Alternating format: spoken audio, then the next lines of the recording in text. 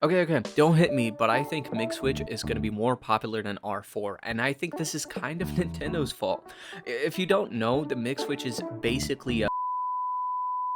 Is it a piracy tool? No! Why would you say that? That's illegal. A lot of people, including myself, can see potential in the device's ability to mod your Switch, which, as far as I know, is not illegal, but companies hate it. Usually they hate it because modding a device enables piracy, and it can also lead to a device breaking if the user doesn't know what they're doing. But we're fine, guys, right? You're not stupid, are you?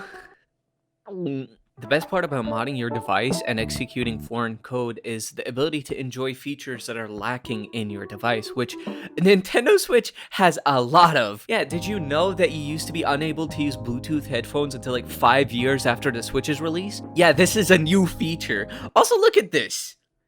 Set it on fire. I hate looking for games on my Nintendo Switch. Nintendo, what the fuck? Was it really that hard to add a way to categorize games if an unrelated amateur programmer can do it? Oh, and don't get me started on themes, because there isn't anything to get me started on. This is the same company that did all of these and then decided that one of their most successful consoles should have a personality. I'm trying to establish here that Nintendo completely neglects a lot of important aspects of its software, if not just completely neglects the software on the Nintendo Switch, and also a lot of important issues on the hardware side of the Switch. But why? Why is Nintendo basically neglecting its own console and releasing the most bare bones updates? Well, for this, we gotta go back in time. Did you guys like that transition? I worked really hard on it. It's the year 2017. Nintendo releases the Switch, and it's a success. Never before has a console been able to combine the ability to play home console games on a handheld device.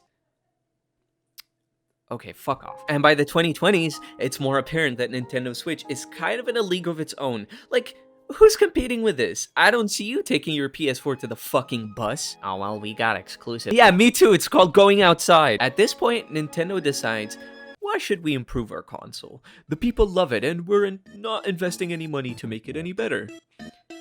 And then all hell broke loose. I don't really understand what it is about this era, but at some point during the Switch's life, Nintendo realized that they can just get away with a lot of nonsense anti-consumer behavior. Usually to protect a few dimes or to exercise authority over some harmless non-profit projects. Like taking down non-profit fan games, randomly mass-tracking YouTube videos with no consistency, being anti-fan events, and this? The list just goes on. Nintendo's at one of their peaks right now, and they can afford to just step on the toes of hardcore audiences because they have a fuck ton of mainstream people who just care about the latest first-party title. But it's not like people didn't notice. I'm confident any of your favorite gaming YouTubers has mentioned some problem or anti-consumer thing that Nintendo has done towards the fans. I can imagine right now if you're a hardcore Nintendo fan, or if you just care a little bit about your Nintendo Switch, you're probably a little fed up right now. You might even consider getting what you want, whether or not Nintendo likes it, because Nintendo doesn't care about you, so why should you care about them? Obviously, this is a little hyperbolic for storytelling purposes. Anyways, personally, one of the things that made me start disliking Nintendo as a company and start noticing that they're pretty anti-consumer is their refund policy. The refund policy, it's probably one of the worst things Nintendo has done. It put such a sour taste in my mouth how I lost money to this garbage. Basically, having no refund policy is illegal in the EU where I live. So Nintendo decided that the best way to deal with this situation is to obviously give people a standard refund policy like Steam or Apple, where people can just get a refund if they meet really simple requirements. Nah, I'm kidding, they just break the law. I'm not even joking. Basically, their refund policy says that you can refund a game if you haven't downloaded it onto your device.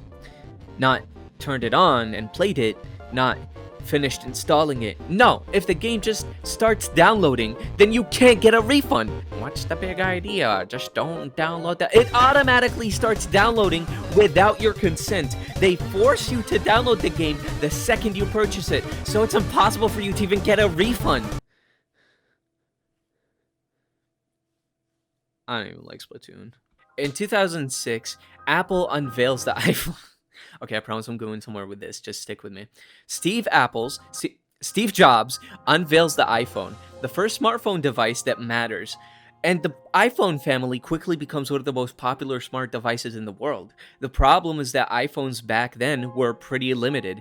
It was missing a lot of the standard features that every phone has today, and even back then was pretty bare bones compared to other phones. There was a big period in the iPhone's life where they were criticized for not having basic quality of life features that Android phones had. Now, a lot of consumers noticed that, and because of that, jailbreaking became very popular.